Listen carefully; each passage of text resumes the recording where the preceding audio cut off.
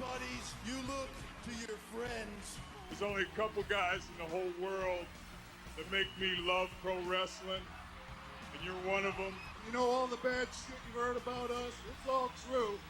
But another thing that's true is we love professional wrestling, and that's why we're here.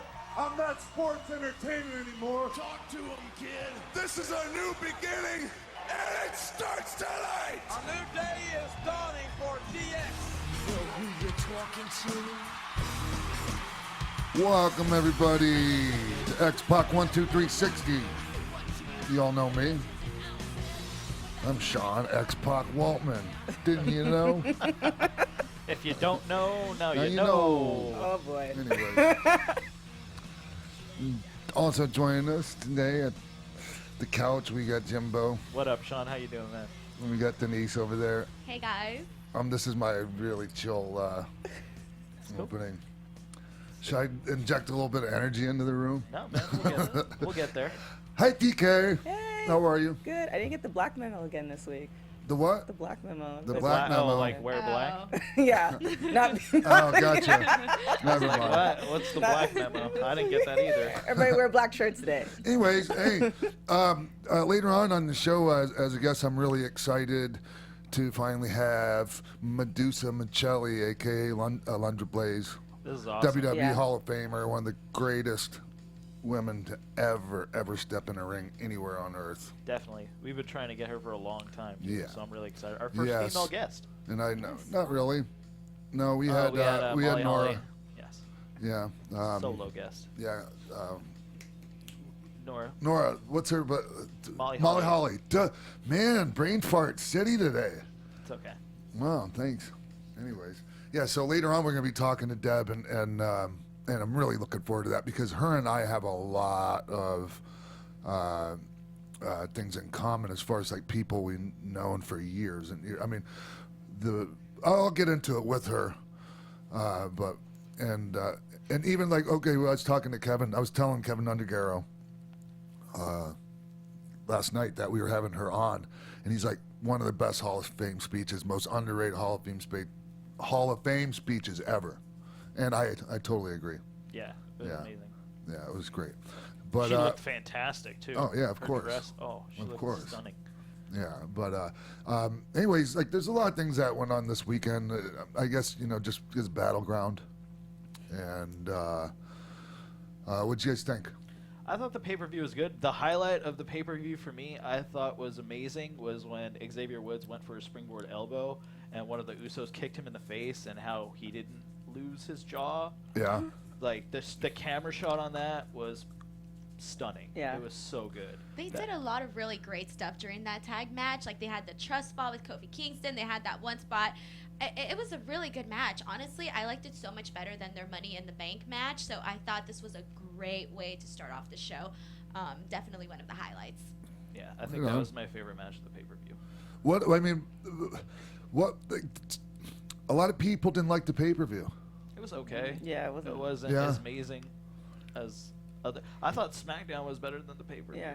I almost feel like there's too many pay-per-views. Is it me, or it just feels like it's just like it gets to be too much, and now it's like it's too much hype. So now you're building up everybody so often in a month that it's just like, okay, well, this just feels like just another show. Yeah, but I mean that's the way it is these days. I mean, we thought the same thing back in the mid '90s when they went from having 4 pay-per-views. That was it. We would have Royal Rumble, WrestleMania, SummerSlam, and Survivor Series. Right. And that was it. And then we went from that, and then they added these shows called In Your House, and they were just like the smaller budget pay-per-views. And even though the first one they actually gave a house away. I don't know if you know about that, right? Oh yeah, I remember two that. Fans. Yeah, right. Oh, I'm sorry, I didn't even say hey to Mark in the booth. I'm sorry, Mark. That's all right. Hi, What Sean. a Hi, everybody. dick. And hey, we missed you last week, Mark. We did. I missed you all too. I was down in San Diego for Comic-Con, saw a lot of great wrestling things, but I'm just happy to be back. Well, I missed you so welcome much, back. I forgot to say what's up to you. You're beautiful. I don't hold it against you. Thanks, man. So what? They where gave were we? away a house at the first Yeah, In they Your did. House. Yeah. So, but I mean, anyways, immediately we're like, oh, you're gonna burn it out. That's just way too much. And there's a point. I mean, that's people that say they have a point, but we got used to it, And when I say we, I mean people like in wrestling Fans. and the fans. Right. Yeah. And that was when it wasn't just you paid $9.99 for the Yeah. network and Right. you get it all. This was back when. $50 a pay-per-view, yeah. unless you had a black box. Well, it was 30. It was like 30 for the normal pay-per-view back then, for the big four, and so there was a discount on the in your house ones, on the monthly ones. Yeah, that was never an option in my house, so it's Yeah. not even to think about it. No. But it just feels like, even though you pay the $9.99, I would love to see what the numbers are, because, you build up the hype and it's coming, but because there's another one coming down, it's like, okay, do people watch it live on the network, or do they watch it 2 days later? Like, how does that all trickle down as far as that? I don't know, and I'm not sure how much that matters to them, as long as they watch. I'm really not. It might, but they don't have Something a I lot just in the way of realized- commercials on there. Yesterday we were trying to do the math, and Yeah. I think if you include takeovers, I think it's up to 23 pay-per-views a year. Yeah. Wow. Which seems like a lot, but if you think about when WWF and WCW were in the highlight of the Attitude Era, they were still doing pay-per-view a month, so that would be 24 if you watch them both, because real fans were watching them both. Right. Yeah. So it's pretty much the same, because wrestling is just as hot now as it was then. So Well, that's maybe also with the brand split too. You Yeah. want to be able to have some of the guys that may not get the big shot matches, at SummerSlam or Mania, they Yeah. have other pay-per-views like Battleground or etc. So it gives them an opportunity to have their pay-per-view matches and stuff like that. I just think that the problem with Battleground was that they had a good card, except that not all the matches delivered. They weren't all consistent. We had this great start at the beginning. Yeah. We had a shocking surprise at the end, but the stuff in between was a little bit unmemorable. Yeah. The first great point. match was amazing, but Yeah, but and that what you just said is true, because I honestly don't have a lot of things that stand out about the pay-per-view besides the opening tag match, AJ Styles and Kevin Owen, and a lot of that was because of the weird finish, and the Punjabi Prison match. yeah. And so I mean, how was what do you guys think of AJ and Kevin Owen? I thought because I love both these guys. Yeah, man. me too. They're incredible. They have Yeah. such amazing backgrounds, pre WWE and stuff like that. We were definitely expecting more, and even though the match was, okay, it was decent, whatever, but the ending was just so confusing that you're like, wait, what's happening? And then they quickly went to something else. There wasn't a replay, so everybody was like, wait, what happened here?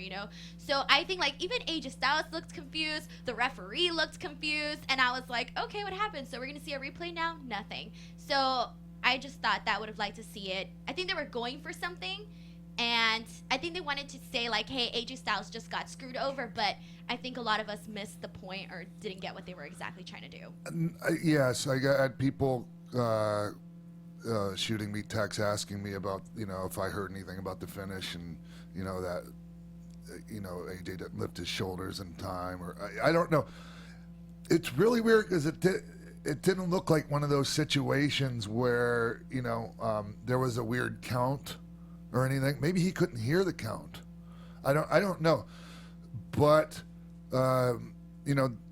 anyways, most people that I've talked to think that it wasn't supposed to go down like that, and so I'm not sure if Jericho was supposed to be at at TV at SmackDown, but I can imagine somebody calling Jericho and say, hey, we need you to come drop the belt, even though you don't have the belt.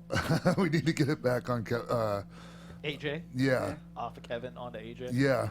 So, I mean, and it was a hell of a segment. Try not to skip around here from the pay-per-view to SmackDown, but that triple threat, what do you call it? Three-way dance, triple threat? Either way. Yeah, it was a hell of It a was piece of entertaining. business. It was Yeah. so good. And I think we're still kind of feeling the leftovers of Jericho and Owens. That's Yeah. the list, and Yes. their friendship. And it was such a great build for their match that having them back on the show on SmackDown, it's like, oh, are we going to see this again? Just because it's so much fun. Right. you know? Jericho was the best to me on SmackDown last night. Yeah. He was the MVP of it by far, whether it was on the mic, rocking the mic, or in the ring.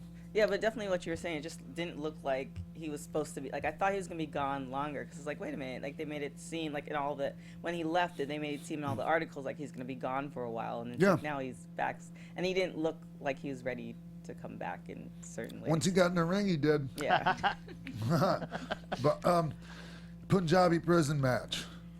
I like this a lot. You did? I did. I enjoyed it. I thought the Singh brothers still are just doing amazing and making sure Jinder stays protected.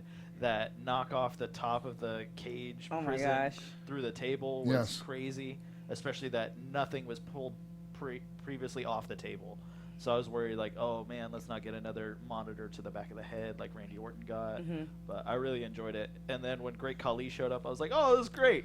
Well, what's going to happen with Khali now? Yeah. Here's the thing, man. I don't think the people in the building enjoyed it. I think it wasn't a very viewer-friendly match for people in the building. Oh no, it's hard to see through Yeah, two cross hatches of Yeah. bamboo. And it looked like there were Exactly. camera people inside the There match. are. They're Yeah. probably blocking the view of folks, too. So Yeah, it's a lot of things going on. and it hinders a match when you take out the ability to get near falls. 1, 2, not 1, 2, kick out, things like that. See what they were trying to do, the near falls with the cage door opens. Oh, Yeah. this cage door can be open, but only open for a minute, and there's Lost only in 4. and- lost in yeah. translation. Then I had no clue what the actual rules were to that.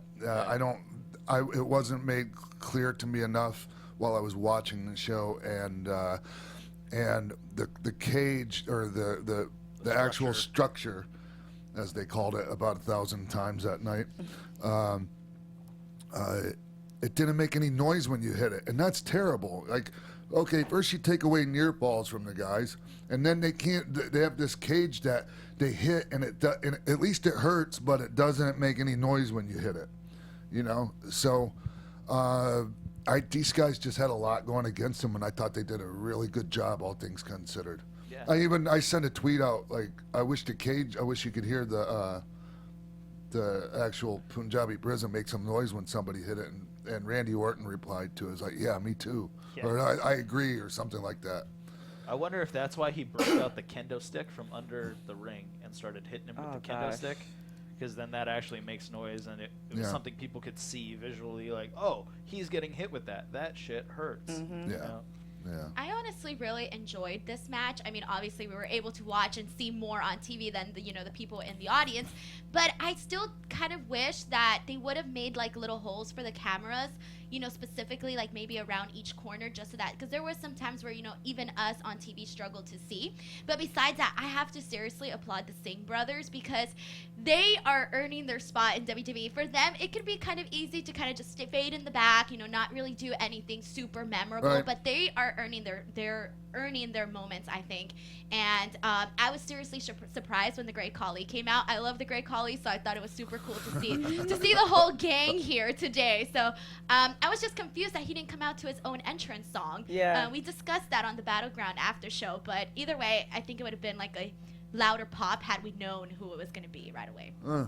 What do you think about Khali taking the belt from Jinder and holding it up? I did notice that. Like, hey man, it's not your. He's reliving the It's moment. Jinder's time now. Yeah. You're just here to be the diesel for HBK. I have a question. So Yeah. I've noticed a lot of the wrestlers have gotten a lot more like leaner but cut up recently. Is there like a training program, or does everybody get a training program, or does everybody go off and do their own thing, or? I'm pretty sure they do have especially at the Performance Center, they have like nutritionists or people like that, and that help with that. But these guys, and nutrition, diet, just the science behind all that has Right. come so far, and even in the past 10, 20 years. And we know so much more about how to eat properly now, and when you talk about like gender, for instance, I mean, Like, yeah, that's crazy. Like mainly people can roll their eyes and and throw accusations out or whatever, but somebody can take anything they want and they're not going to look like that. That's hard work and the diet and what comes with. I mean, it takes a lot of discipline to eat like that, and you have to eat like 6-8 times a day. And I don't know if you've ever seen his training videos. No, I remember I was reading an article. He said he like ate clean for like 180 days, like nothing, like no candies, no something, nothing like that. Yeah, and he also trains like in really intense training with. Not trying to get like too caught up in technical training terminology, so I'll just keep it simple.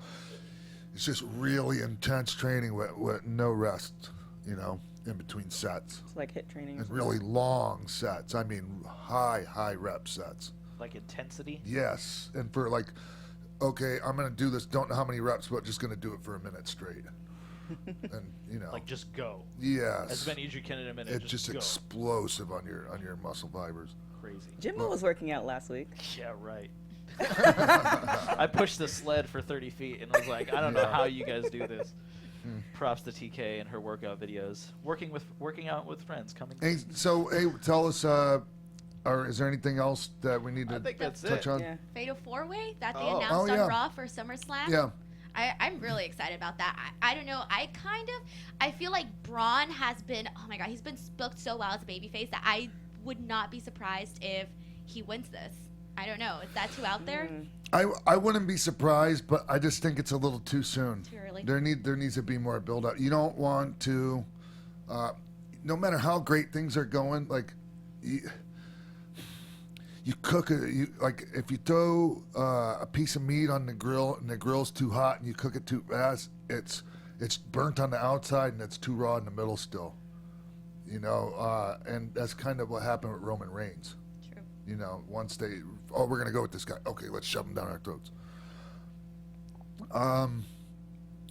It could happen, and people will dig it. I just think that it needs to be, you know, a bigger chase, a longer chase.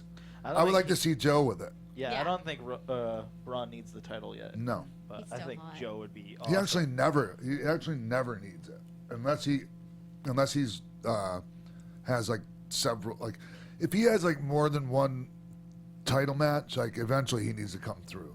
You know, they could screw him out of it the first time, but if he like has one or two more after that, like as a babyface, you need to come through. You know. And then we got the announcement for next week, Nakamura versus Cena on SmackDown. Wow, I was surprised they're giving that away like that. Yeah, me too. No, and I hope that I hope they actually give him the match. Like it's, you know, it doesn't. Not so good when you promise a match and then like somehow you weasel out of it. Yeah. You know, it happened like a couple weeks ago, last week, or you know, there was like, what was the match supposed to be? Cena and somebody in the opening. It Like, was, and then they didn't give it to him. blanking. Oh, blank. Oh man. Anyways, Anyway. whatever. I think it'll be a great match, though. I hope Cena doesn't get his nose put to the side of his face again, Ooh. like when Seth Rollins. Seth knocked- Rollins, yeah. Seth Rollins. So do did you it. think this is leading up to him for the 17th, or do you think this is just he's kind of setting up for something else? I think that my guess is that somehow John Cena is going to win, and he's going to face Jinder at SummerSlam, and I think that's a good thing for Jinder. John Cena is one of the few guys there that can. I mean, Jinder's been to the dance, so to speak, with Randy Orton. He's been to the big dance, but John Cena will take him to Dances with the Stars. You know what I mean? Yeah. Exactly. Yes, and if Jinder is ready to suck in that knowledge and just you know just suck all that in, like you'll walk away being elevated even more. On the next level. Yeah. And did you see the women's match at all? No, I didn't. I feel like I want so much for them, but it's just it's not interesting. I I was am gla- happy to see Bailey though that she's gonna get her title shot at Yeah. SummerSlam because we were afraid after that kendo stick match that they were gonna do anything special with Bailey, and now we're gonna be seeing Bailey against Alexa at SummerSlam, and I'm pretty excited for that. Yeah. My mind went with Natty facing Naomi. Yeah. So, but yeah, I'm excited for that too. I think Naomi's situation is where they're really like turning her heel. Yeah. But I don't it's know. cool. I don't know. I love the title belt with the glow though. I do You too. know, Do you? Yeah. Oh yeah, I think it's awesome. I just think the ladies' belts are just a tad bit too big. Well, recently Alexa Bliss said that she had to have hers shortened because Yeah. it didn't fit. So. Well, just the width of it, she's Oh. like covering up. Like, Looks like it's she's like wearing from a boob stop to- sign around her waist. Yeah, it's like from boob to. Yeah. But Awesome. All I right. think that's it. Yeah. Let's go to a commercial and get into an interview. Yeah, let's take a break now, and hopefully we'll be coming back from break with the conversation with Medusa Michelli, aka Alundra Blaze. Be right back. What's up, party people? Roxy Stryer here from The Tomorrow Show with Keven Undergaro. We're your twice weekly broadcast of one man's midlife crisis and the mad millennials in Star Trek uniforms that follow him. And I'm one of those millennials, Laurer Magrasso here. We've had some amazing guests like Russell Simmons, Ileana Douglas, and Craig Gass. Coolio, right? Christian Blatt in the house to tell you to go to thetomorrowshow.com to check us out. We're live every Monday and Thursday from 10 to midnight Eastern. That's thetomorrowshow.com. Be there or be square, whatever that means. We're back here on XPac 12360, and I'm like legitimately so excited right now because we have somebody I just think the world of, and she's a WWE Hall of Famer and just probably about the best woman to ever step foot in a wrestling ring, and totally paved the way for all these amazing ladies that are out there doing it right now and doing it well. Welcome to the show, everyone. Medusa Michelli, a.k.a. Alundra Blaze. Yeah. Hell yeah. Hey, Deuce. Whoa, that was an introduction. That's awesome. Well, thank you, Sean, Waltman, X-Pac, Wizard 123, something, something, and you had a whole freaking myriad of names as well. What do you I mean, you and I start all the way back from Minnesota, don't we? How did we ever meet? That's what I want to know. I forgot. I'm not How sure did the we first ever- time I'm pretty sure we didn't actually meet until you came to WWE, WWF, however you want to put it. No. Remember we were in Minnesota and I met your first wife and I always said, God, she had the best nails in the business. Yeah, but I didn't know. I thought you were already in WWE at the time. We can get into that. I just, we do. There's so many things though. Like, first I want to say, and I was talking to Keven Undergaro, who's Maria Menounos' fiance and like total genius, and one of the biggest wrestling fans ever. And he was there live at your Hall of Fame speech, just like I was. Oh, really? Yes, and when I told him you were going to be on the show today, he said, most underrated Hall of Fame speech ever, and it was you. Your speech was fantastic, Deuce. It was fantastic. Well, thank you. Underrated by who? I heard it was the best. It was. And I say that because it doesn't get talked about enough about how good it was. To me, it was easily as good as any speech that night. Well, I like how you be politically just correct across the board. That's very nice of you. I like to, call it and blow it from the hip. Yeah. But yeah, I mean, it's not easy going out there. Yeah. And especially when I was standing there in the gorilla position and the only thing I could hear is Vince laughing at me because of Natty's greatest introduction to my speech. I wouldn't have been able to pull it off if it wasn't for her killing it like that for me to give me such a platform. Right. And, but yeah, so when she said the only woman to drop the title in the trash and all of a sudden the fans start booing and I thought, oh, crap, now what? And Vince said, what do you do now in the back or something like that, and I went, right. Okay. And then I walked out through the gorilla position and all of a sudden I walked on the stage and it was like, I got this. You know what I mean? Yeah. So it's like, it's pretty cool. And you know what? Your time is coming, dude. Yours is coming. I mean, you've got to fill that whole click position, so you're next somewhere. Yeah, somewhere. I'm not in any big hurry because I'm not going anywhere, Deb. It's not like they got to get me in before I die or something. But but right. The thing about your speech that really stood out to me is that you thanked some people that if you wouldn't have thanked, nobody would have known any different. And you started off with Kai Michelson, and Eddie. You talked about Eddie Sharkey, and that's this common ground we have is, when I went from Florida to Minneapolis, I got in with Eddie and that whole crew, and eventually I met Kai Michelson, and he gave me my first movie role. And he told me back then, and Kai Michelson, for anybody who doesn't know, is a stunt coordinator, and they call him the Rocket Man because he makes these rockets. And I'm pretty sure he made the rocket for Evel Knievel's bike when he tried to jump Snake River Canyon.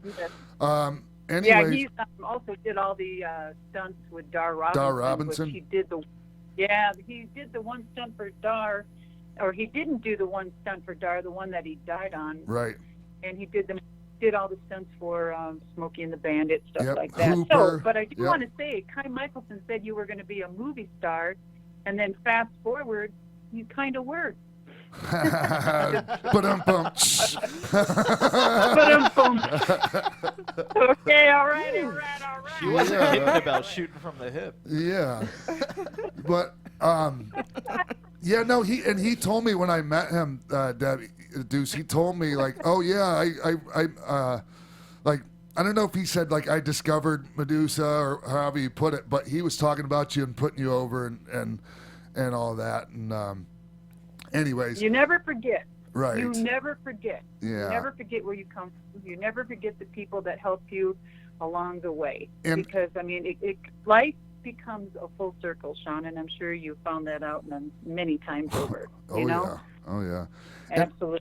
Yeah. And the other person that and he's very dear to me, like I know he is to you, and like nobody knows more about Japanese wrestling than Fumi Saito. Oh my God, he's a legend. I mean, he's the one that has made a lot of people's careers, and people don't know that. He's the one back when we had magazines, when he actually had to put the pen to the paper and make stories for people to actually become the star. You know, if it wasn't for marketing, and still to this day, which is social media, you are the power of your marketing tool and people.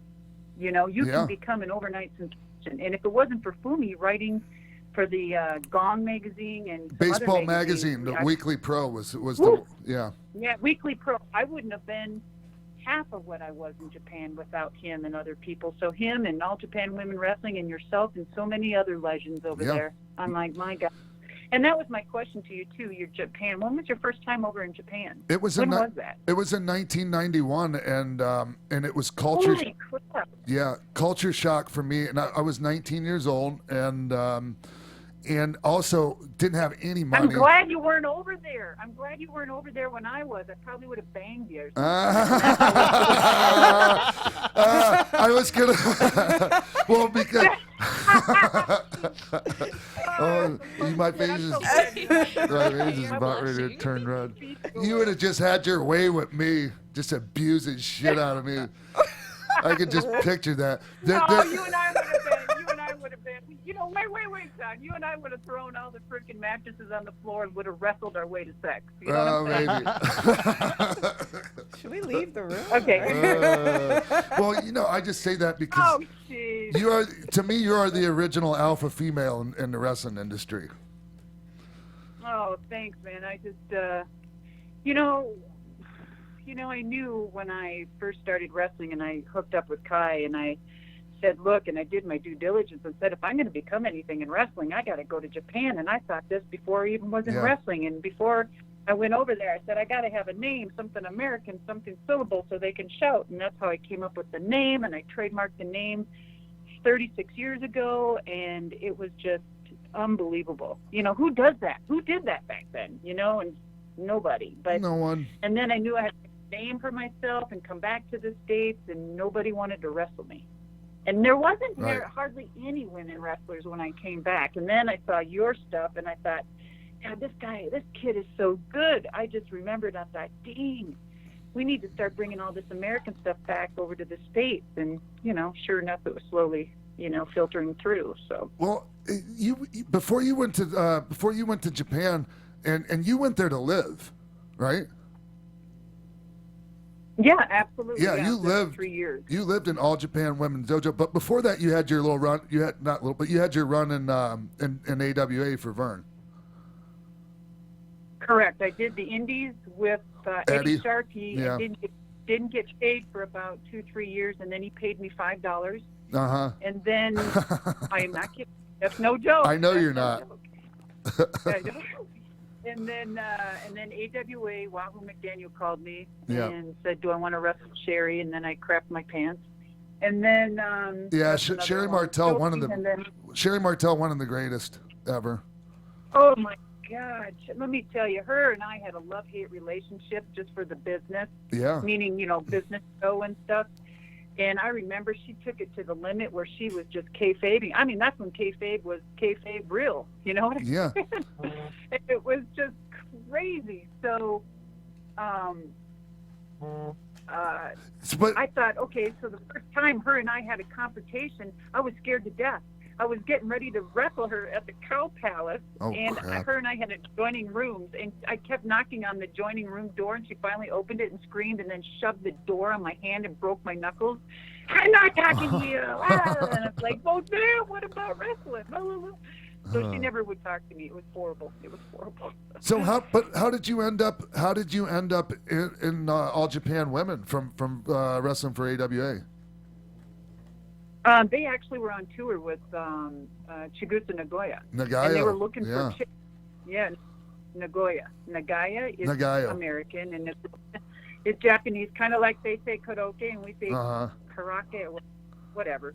And they came over here for a tour and just kind of studying and looking for women to bring them back over there. And I knew that they were there in the audience. And this is the first, I don't even know what my thinking was. My mentality was so mind-blowing. And I thought, well, if I go to the top rope and jump out on the concrete, maybe they might like me. I am not kidding. Where did I get that, right? So I'm thinking, what a dumb broad. So here I am. I get to the top rope, and I'm looking at Candy Devine or whoever the hell I was wrestling. Right. And she's like, no! I jumped right on her, and then after that match, that's when they said, you come to Japan. I'm like, okay. Now was Rossi Ogawa there with them? Yes, I think so. Or no, the brothers.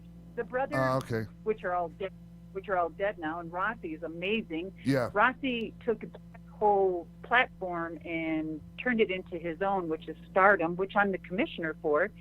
Stardom Wrestling, which we get a lot of stars over there, which wrestle with the WWE now, and like Cody and all the new Japanese girls. And a lot of the Americans go over there and wrestle. And Stardom is the place where you want to go and wrestle. Absolutely. For women? Yeah. For women going overseas? For women. Hey. Or, okay, you know what? Let's be politically correct. Transgender, whatever. Nice. So Deuce, were you the only Gaijin, and were you the first Gaijin in All Japan Women Dojo? I believe to have that contract like that, there might have been a woman or two before me. Right. Sherry, Leilani Kai, wonderful, talented women like that. Right. I'm not going to, grab credit where it's not due, but I was the first to hold a 3-year, absolutely. Yeah, and you and a lot of people. Sorry, I didn't mean to cut you off there. Sorry, go ahead. No, you're pretty good at that. No, just kidding. When did you go over there? Did you ever have like a contract and stay? And No. who did you work for? No, but here's the thing. I worked for Universal Pro, and when they first started, they even used All Japan Women's Ring, and we had I don't know if you remember Kaoru Maeda. She was a female. Yeah, Kaoru Maeda. Yeah, and she left All Japan Women because she ended up having a boyfriend. And a lot of people don't know this, but All Japan Women, I don't know about now, but back then you weren't allowed to have a boyfriend. So what were you doing back then? No, you weren't. Dude, I rode on a double-decker bus, a Mercedes-Benz bus for 250 days a year, and out of my 3 years, a year and a half into it, I realized everyone was lesbian. Yeah. So I thought, well, what the hell? If you can't beat them, join them. I might as well jump in. Yeah. Jump in and try to sit down. That's what's up. It was awesome. Yeah, but what was the reasoning behind that? Just to keep all the ladies focused? No distraction. Very focused, absolutely. Yeah, I mean, it was a machine. And look at their training. I call it. I have a couple experiences, but I call it the McDonald's experience. And going over there is so prioritized. So back then, when I would order McDonald's, I haven't had a fast food restaurant in my system in 20 years. But I'd go there just order the chicken breast or whatever. But everyone stood in line. Everything was clean. So I'm standing there and I dropped my coins and everyone got confused and they're running around everywhere and they got so disoriented. They just didn't know what to do. Right. And I thought, oh my gosh. And then I'm looking out at my condo that I only spent 2 or 3 nights in, paying that each month, a month. And I look out the window and I see these machines. And I'm looking at these machines and these guys are going up to this machine. I thought, well, that's kind of odd, all these older men going up to soda or pop machines. You can tell I'm from Pop, Minnesota, yeah, right? that's a Minnesota thing, Midwest. Pop machines. But what it was beer machines. Yeah. Oh yeah, a lot of people don't know they have beer machines. Like you can, and so anyone can just walk up and buy a beer. You could be like 10 years old and walk up and buy a beer. They have vending machines for everything over there, don't they? And let's see, when was that? It was like I was there in 88, 89, and 90. So back in 88, 89, 90, you could buy beer in pop machines. Right. What?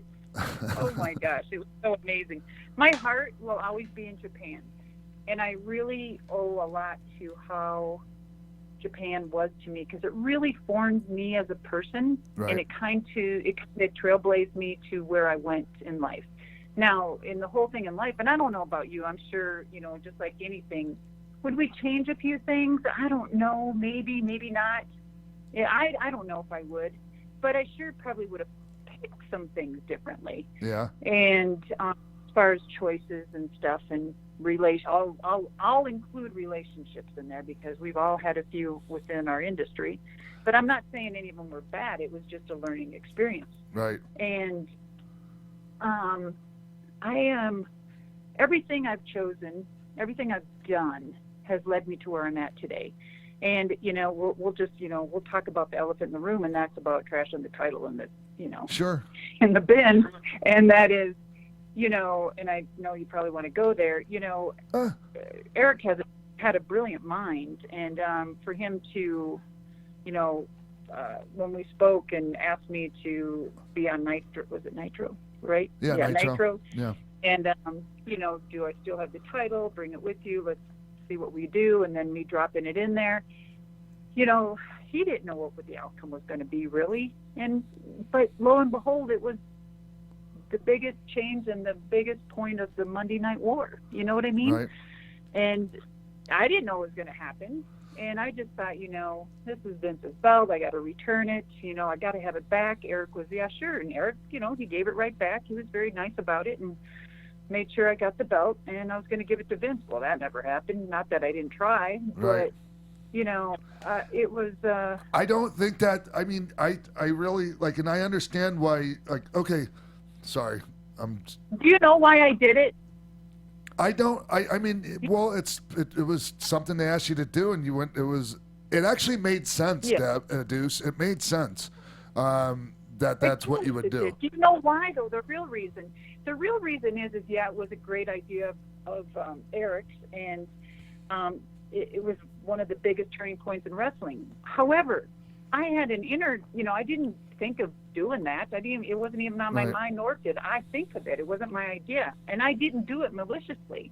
I just thought, okay, maybe I'll get a little write-up in a magazine and I'll get a little coverage or something, Sure. But I remember that, I was really hurt because I was let go of the WWE. And I thought, well, God, I have to put food on the table. I got to pay bills just like the guys. Why is a woman let go and not the dudes? And I was so hurt. Oh my God, I had a lot of come to Jesus talks with myself, and those lonely nights by yourself, crying yourself to sleep where people don't know you. And then all of a sudden you see people and you smile and everything's great, and then you're by yourself and then you smile and you're like, oh my gosh, what the? I could have chosen many, many paths, Sean, and in this industry, which I'm just going to go there, which you have. And a lot of that contributes to maybe a childhood past. Sure. Absolutely. Having a bad childhood past and upbringing, and then we decide to make choices. And I don't know what your choices were and why you chose all the adversities in your life. I'm a glutton for punishment, Deuce. You wanted punishment? I'm a glutton for, not anymore, but I used to be. You say that again. I said I'm not anymore, but I used to be a glutton for punishment. you know. Oh, that, yeah. Well, you know what? I spoke to you earlier. I don't know when it was, a month or two ago, and you were a little off. And I said, "Oh my gosh, Sean! I mean, what happened? Did you find God?" Oh, yeah. Because I was telling you about how I was celibate now, and I'm not like, no casual sex, nothing like that. And yeah, she was like, "What happened? You find God?" I think it's great, Sean. I think that sometimes we come to a point in our life where we just say, "Hey, you look in the mirror and you have your own come to Jesus talk." And there's a few people you just think and you always think about and you worry about, or you wonder what the hell, or, and then, and you have always been one of those close ones, kind of like you and, Sean's always been close, and Kev's been close. We all kind of had that click thing together a long time ago. That's right. And you know what I'm saying? And it that respect there will never change. Nope. For me. No. No matter what we go through, you'll never. There's a thing in this business. You just, some things you don't cross the line with. You know what I'm saying? Deuce. So, do you remember when the Monster Truck Show came to Tampa and I came to see you at Tampa Stadium? I sure do. I was so happy to see you. Yeah, me too.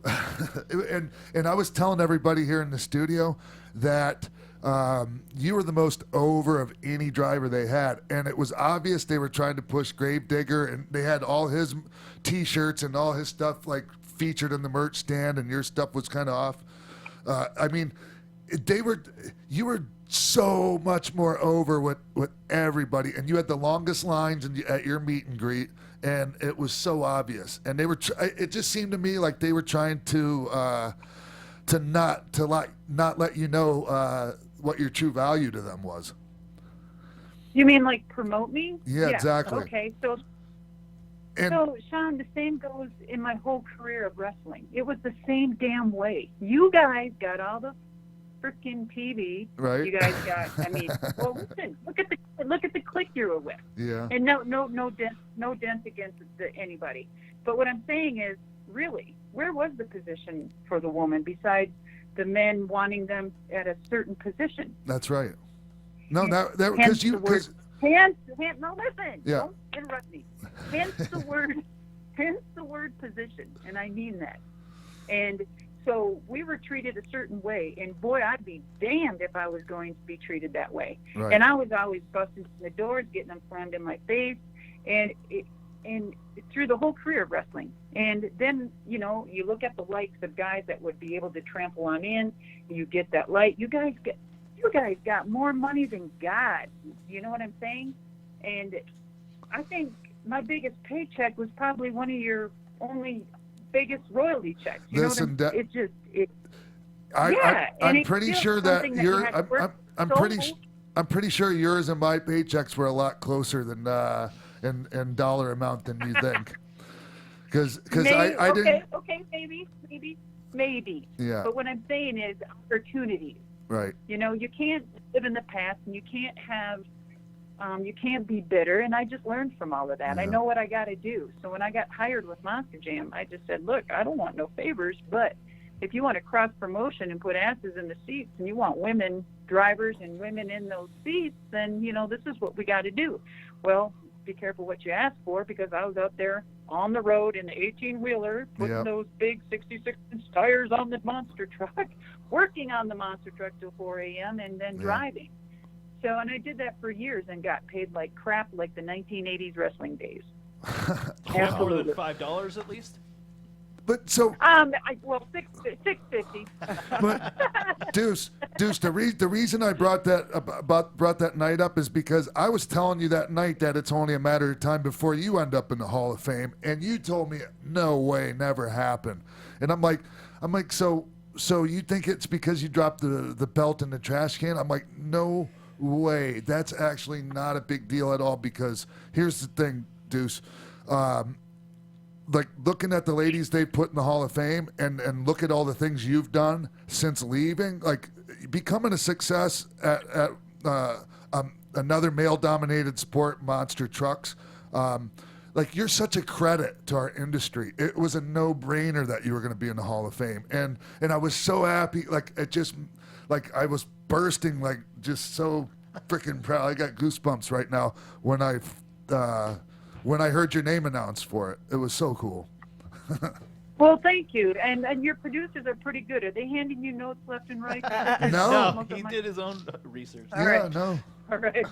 Because I don't know if that was a brain fart or not, but that was very nice. Thank you.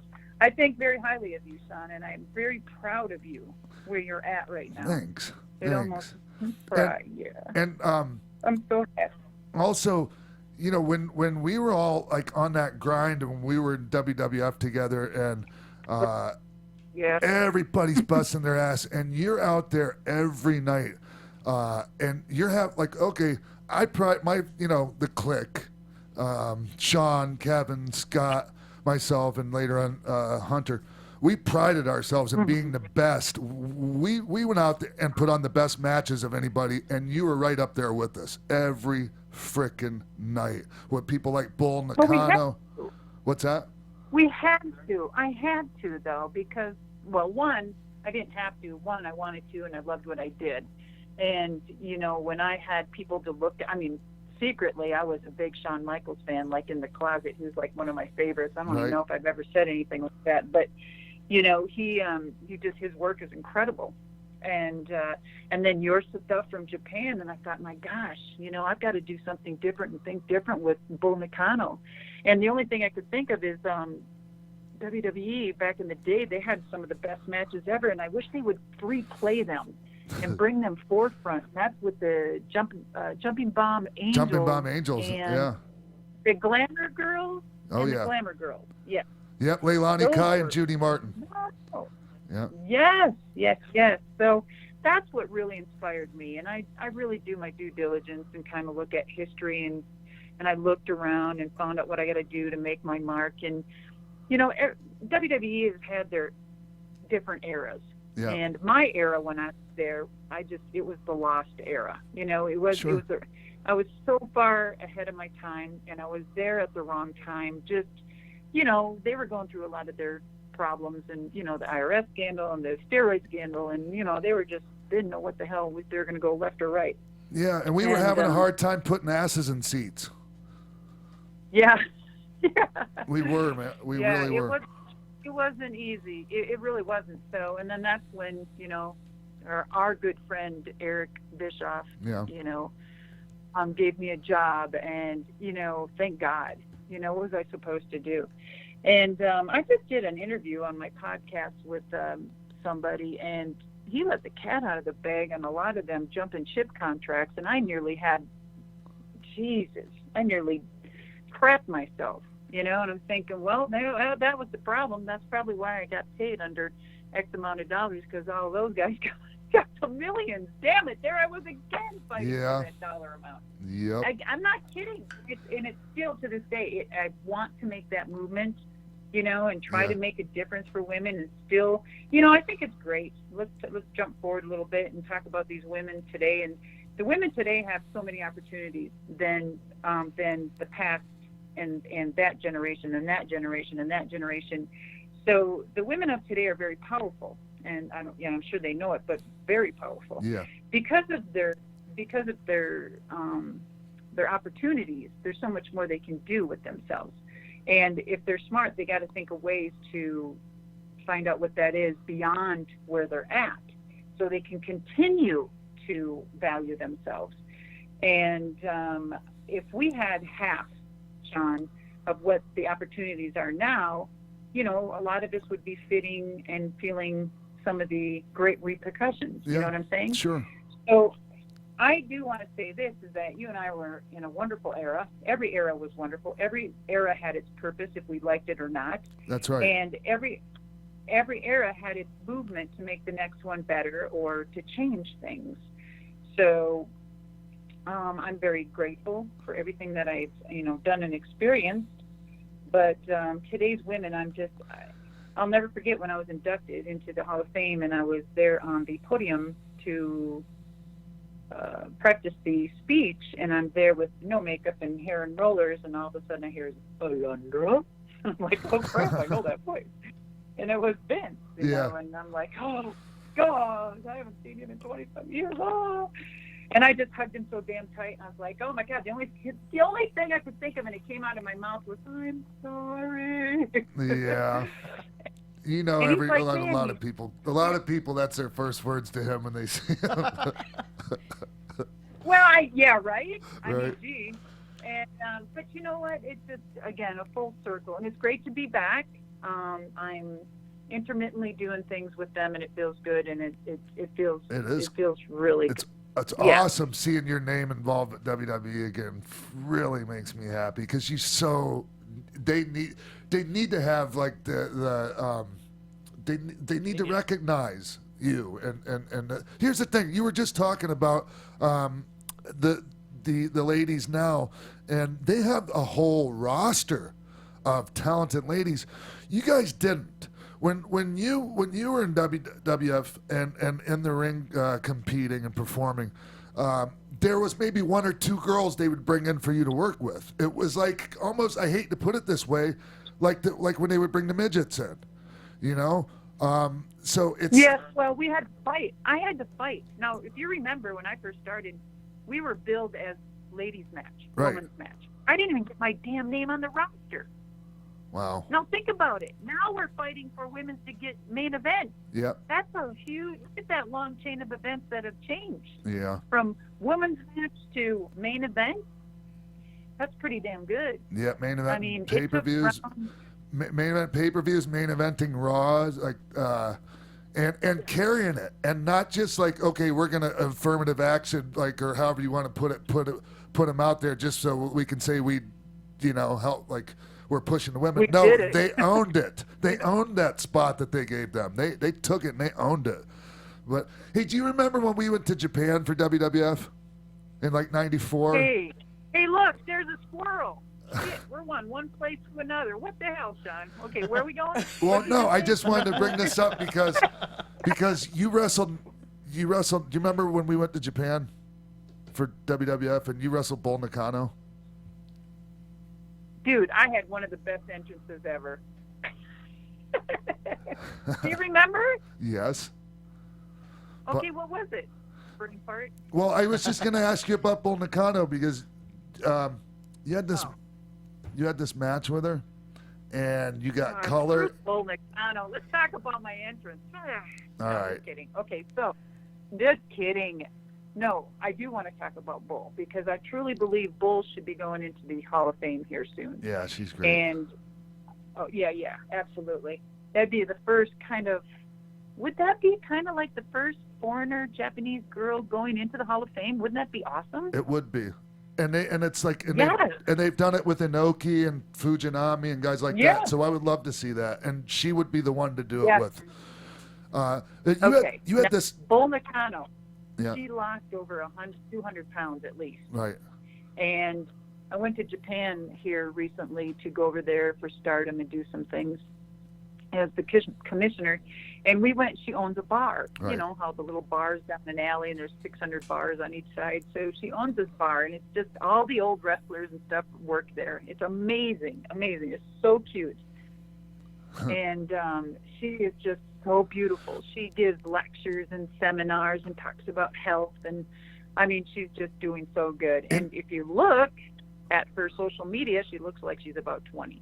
Right. Yeah, I was shocked when I saw her because she's hot. She looks hot. Yeah. And You're easy, aren't you, celibate? What? I am. I'm just saying.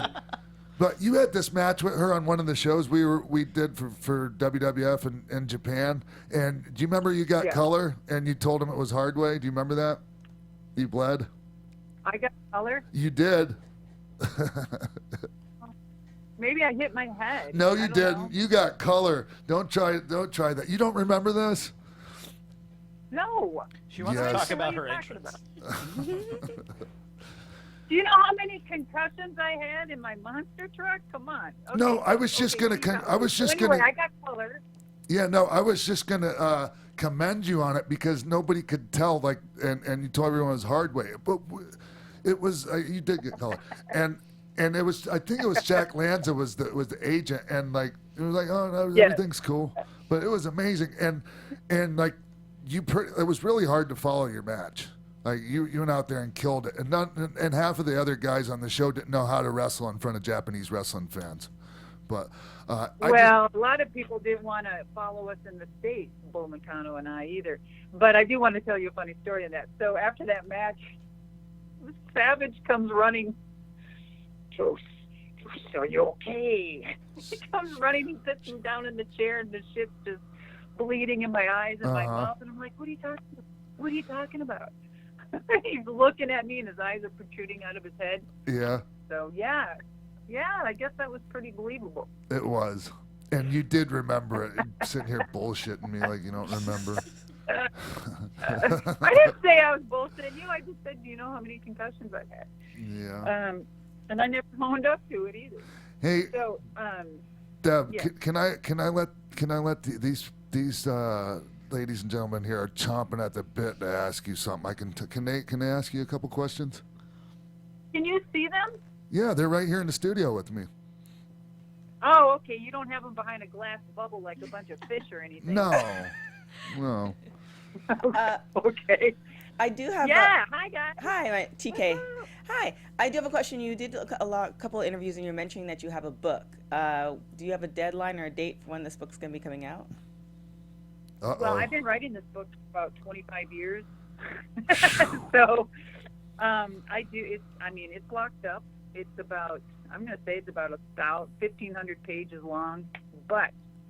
And the reason for that is that I've got an idea, and I was approached here recently to do something totally different with a biography, and I don't think it's been done. And so, all I'm going to say is that I don't have a publisher yet. I did have one, and then I turned it down, and that was probably stupid. But things happen for a reason, and that is where I'm getting to. This is that how do you write my career of 18 years of wrestling and 17 years of monster trucks and what's going on now into one book? No, you don't. How do you do that? You don't have to. You know, yeah, well. You can have 2 or 3 books, Deuce. Mm-hmm. Yeah. I know, exactly. And I can't say anymore, but it's just, you know, how do you do that without just writing one book for wrestling and then you just get your wrestling fans that are interested in that? Or do you just write a book about racing and trucks, which your only demographics are only so many of that, but you do want to combine them? That way you allure all of them into one area. Yeah. So I'm trying to do it gracefully. And it's, every time I go to wanting to publish it, something happens. Hey, and it's good or bad or indifferent. Do you tell in the book? Do you tell all the juicy details? Like, is this a tell-all book, Deuce? No, God, no. This ain't a tell-all book, and I tell people all the. And you know why I say that is because I'm not about jock-shocking. Sure. Why? What is that going to do? You know, I'm not going to sit there and say, you know, how many. Excuse my expression. You can edit. You know how many dicks I sucked, or how many people I've been with, or you know, I'm not going to sit there and explain all of this and that, but. You know, I am going to talk about all the swinging dicks in the business and how they treated people. Good. And, you know, I will say that it's about me and my life and my experiences. Yeah. And I'm not, and I know people are going to be listening to your podcast very diligently, wondering if they're going to be mentioned, because I've been called at least 17, 20 years ago, threatening if I've ever put them in my book, they would sue me. So I would say this: don't worry, it's not about you. Good. It's about me and my life. Yeah. You know. And right. Don't flatter yourself, really mother good. effer. That's great. Hi, Medusa. This is Denise. Oh. Yes, ma'am. Oh, okay. So I have a question for you. When you were feuding with Bull Nakano, were you trying to show the audiences like what kind of matches the female wrestlers can go ahead and put together? Well, my concern was trying to stay alive to wrestle with her and not get hurt. And she was the easiest person, even though she looked very like she would kill you. She was the lightest person to work with. But we worked very hard and strong. Everything was snug and tight, and I mean, just laid in. So you always had to be careful. So for her and I to try to prove that this is what girls can do, it meant a lot to me, because what I wanted to do is show that women could wrestle, and I was trying to prove that then, especially at the time where I didn't believe in all the bra and panties and mud wrestling and all that crap, and I didn't want to be billed like that, so that was very concerning to me. So I think, and I felt the tougher matches and the more crossover matches I had with Bull, I would be looked at more as legit, and women's wrestling were respected. Now, do you think that in order for a woman to be a really good, solid female wrestler, that she has to be trained with men or like wrestle against men? I don't feel like she has to do that. I mean, men or women. I feel that you're only as good as your trainer. You're only as good as what you put in. I don't care if it's man, woman, transgender, whatever. You are only as good as what you make yourself and what you train yourself to be. You're only as good in life and what you do with choices and what you surround yourself in your environment with. You make choices and you have the repercussions of them. So for a woman to be that good, you have to block out what's around you and, just push through. And it's really hard. I mean, because we're all competitive, even though we're entertainment. This business is competitive, Oh, yeah. and it is, and it'll always will be. However, I've seen more camaraderie, between people nowadays. Or I don't know. Maybe it hasn't changed from the past either, but I see more teamwork together a lot. Maybe I just see more because there's more people around when I'm down at the PC Center or something, and I see a lot of people helping each other, which is so good. It's so good to see.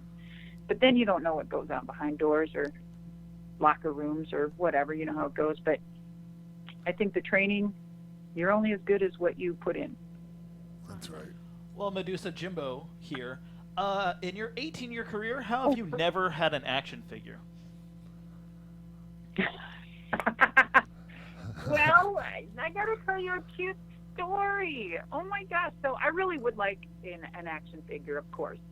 And but whatever. If it happens, great. If it doesn't, It will now. But why? No, it just will now. Watch. Anyway. What? Why? Anyway, listen. So here's a cute story. So my husband, he's like, why don't you have an action figure? This was like before the Hall of Fame, right? I'm like, I was just tearing up inside, and I was getting so mad. I'm like, oh, I don't know. I don't know. He goes, well, weren't you with WWE? And I'm like, yeah, but I was in that one era, Alan, where it was just kind of a lost era, and it wasn't happening. I didn't know what to say, and I was like, I guess I wasn't popular enough, or I don't know, just don't talk about it. I snapped at him, and I walked out.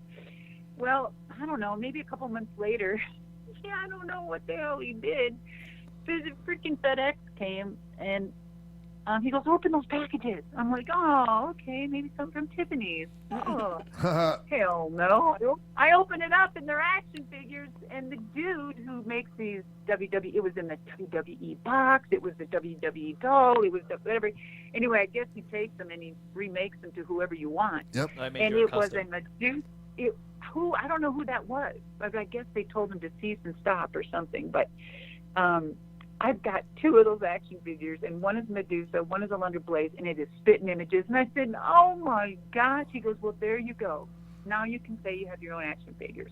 That's badass. Well, you have a Legend deal. Has Mattel approached you about making one? And would you like a Medusa or an Alundra Blaze first in line? Which one would you go for? Well, I don't know. Of course it would have to be a Lunder Blaze because that's what WWE is and stuff. And I think Medusa should be. I mean, that would be very cool. Deuce. Remember, Deuce. Lunder Blaze was the one without. Lunder Blaze was the one without all the tattoos, a clean version, and Medusa has all the tattoos, and she was, the badass, and whatever. So, I mean, there could be two different things. The thing that I'm waiting for, I know I'm really, really throwing this out there, and this is probably crazy thinking, but, okay, so the only person that's been inducted twice is who? Ric Flair. Think about it. Ric Flair. Okay, why? Ric Flair, and because of the Horseman. Four Horsemen. Okay, so you've got, who else in this business has had two powerful wrestling names? So why couldn't a Lunder Blaze go in and Medusa? Now I'm getting greedy. Yeah. Why not? Take whatever you can get. I'd start with an action figure and then go from there. Yeah. Well, that's what I'm saying. Start small. I don't know. Have you seen the new Superstar Mattel doll line? They look like Barbie dolls. They just released at Comic-Con. Oh my gosh, yes, I saw that, and I just thought that, I mean, it's cute. I mean, like I said, there's so many opportunities. Times have changed so much. And, just for them to ask me to come down to the PC and see if I want to be involved and see if it's a good fit and see what we can do. And I'm not kidding. I'm just going to tell you this. What happened is I just went home and I just oh my God, this is great. I mean, why? Everything is, and then that's where I started our conversation, Sean. It's just life's the full circle. It is. And I thought, what a great opportunity. You just never know. You just never know what could happen, and that's why when you make choices in life, especially now with social media, you better think twice, because it's a do or die situation. And I tried to tell all these young talents and kids, I mean, social media will make or break you nowadays, definitely. Are there any ladies involved in the Mae Young Classic that you see yourself in? Meaning oh, she definitely watched my matches, or I was like that when I was in her shoes. Oh, I see. Well, I mean, a lot of people, and I get so many on this on my social media, a lot of people compare Charlotte and I together. And that's a I good think comparison. What? I can see that. I totally can. Yeah, and I think it's just athleticism, Yep. And the statuic, tall and blonde and genetics. whatnot. Yeah. But I mean, I don't know. I mean, I see a little bit in some, and in the Mae Young Classic, I'm really glad that has happened. I was talking about that a couple years ago to some people that, gosh, it'd be great to see WWE put together a women's tournament. And it's like, all of a sudden, here it is coming to fruition. Yeah. And so it's mind-blowing what is changing and what they're doing and where the direction is going. We're going to have not just one women's match on shows anymore. You're going to see two or three with two or three guys if they can hold it, if it's heavy enough, if the storylines are good. You know what I'm saying? A lot of it depends on our storylines. If we got enough to carry it and make it subject worthy, then why not? Yeah. We need more roster. We need more roster to do that, though, like we do the men. Well, the thing about when people ask Triple H about what's the deal with how come the ladies are so much more successful now, and he, one of the things he said was, do you know why? He said because we use a lot of it. And he also said because we use them and we book them like we would book the men, and not book them in some silly bullshit, Exactly. And that's not. I mean, geez, and that to figure out. I mean, my gosh. I mean, he is. I've listened to him talk here a couple times, and I'm blown away by how he thinks and feels about the whole women. And I'm like, gosh, if we would have had this mentality, of course, years ago, that whole thing, we would be different. But we are here now, and thank God that he has the mindset that he does. And thank God for the PC. Thank God for the fruition. Thank God for the direction, because it'll just get better. It only can get better. Today's women and the revolution of women and the evolution that is happening are the women that's making it happen now. Can you imagine the next group of girls because of these girls? Yeah. You know what I'm saying? Yep. So because of these girls fired the map, the next group is going to be even bigger, and it's just going to be like unbelievable. So it's each era is just amazingly has some type of milestone, some type of staple in it that we remember. And unfortunately, in the last era, it was the title in the trash. I just think that I don't think it's that big a deal, Deuce. I really, I It's never not. did. It's not. I'm just throwing it out there. Yeah. I'm just making a point. How far are you? Yeah. How far do you think we are from having women and men in legit competitive intergender matches? Well, we've had them already. Well, I mean, so I don't know. No, like on WWE every week now. It depends on. Oh God, if politics could stay out, not politics. If Political correctness? No, what's the if what's that? It's kind of like the PETA crap where people get involved where men shouldn't hit women. You know, the domestic and stuff. You know, you start getting them all involved. Oh, they two men and women shouldn't wrestle and kick each other, and you know, it's like then you're going to have them firing up things, and then the matches will be pulled. And you know, I think if we gradually, I think you know what? I think Tripp could do it, Sean. I think he could actually. Is it something you'd like to see? Is it something you'd like to see? Man. Yeah.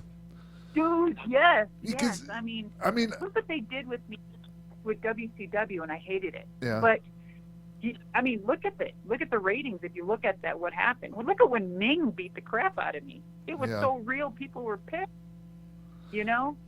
And the stint with Keven and Ming and Courageous and. Yeah, you beat Evan Courageous Whatever. in the middle of the ring. Yep. The thing is you can. Oh, it was so wonderful. It was so wonderful shoving my tongue down his throat. Nice. I wanted to kill the booker. The thing is, kill the booker. Deb, you could kick the shit out of half the guys in the locker room, anyways. I mean, you could go. You know, you could hang with anybody, and like I used to think, man, I hope she doesn't ever get mad at me. Oh wait. Oh. Well then, then whatever. You said something to me one time here, Sean, recently, and you said, Deuce, you're like one of the boys, and you've always have been, and you've known when to, keep your mouth shut and always keep it to yourself and respect situations and not do this and that. And I'm like, where did this come from? I thought, wow, this, really? Okay, well, God, that's nice. Okay. And then I just thought, well, God, that was freaking nice of Sean after 20-something years, Well,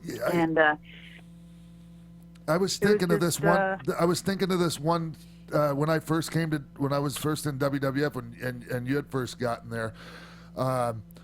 Some of the guys played a pretty heavy rib on you, and were sitting around waiting for you to sell it, and you never did, and you got so over with all of us over it. It was so good. Like, I'm not going to say what the rib was. Oh, no, that's good. That's all right. We can, and I still have that pile of shit in a plastic bag. So I'll tell you who did it off the air. Do what? I'll tell you who did it off the air. I'm not going to spill the beans to the world, though. Oh, well, if it's who I know and you know, we probably already know, but yeah. Okay, no, we can discuss that it's later. not. I don't think it's who you think it is. But anyways, yeah, no. Somebody put a turd in Deuce's bag while she was in the ring, and they were and everyone's sitting around like waiting for her to sell it, and nothing. She didn't give them a freaking thing, nothing. It was like Dude, you know what I did? I took that turd. I stuck it in a bag, and I remember Luna going, "Oh God, don't say nothing." I'm like, right? and I'm like, "Are you okay?" She goes, "Are you okay?" I go, "Yeah, what's up?" She goes, "Is everything okay?" I'm like, "Yeah." She goes, "Is anything wrong or different?" And I'm like, "No, not at all, man." I said, "Thanks for the match, and I'll catch you later." And I fucking grabbed my bag, and wheeled on out. That's I was like, why. "Yeah, see you guys too." Yep. Yeah. Yeah, thanks for shitting in my bag, Sean. Oh, it was not me. No, but it didn't set a good example for me to follow as the years went by. It didn't. Yeah, I know. I heard about yours. Yeah, and I'm honestly ashamed. Why? You know what, Deuce, I'll tell you. Why? when you're Why? when you're a young. Why did you do that? I was trying to fit in. Yeah. Just to be 100% honest with you, I was a young kid around a bunch of guys that were, most of them way older than me and way more mature, and I was trying to fit in, and it was wrong, and I'm pretty like disgusted with myself over it, because it was bullying behavior. It was bullshit, you know. Yeah, pretty much. And you know what the sad part is bullying. I used to tell I used to tell these stories and be proud of them and laugh, and you know, I've told them in shoot interviews, and I'm disgusted that I even did that. It was terrible. I know. You and your shoot interviews with you and half the other roster all doped up and pilled and I know, stupid right? talking, and I wanted to reach through the damn laptop and choke all of you. Yeah. You know? And I'm like, why? Why do the guys get by with all this crap? They do a shoot interview. They get paid X amount of dollars to sit there and laugh at people. A bunch of bully MFers. Yeah, it's you know terrible. What I'm saying?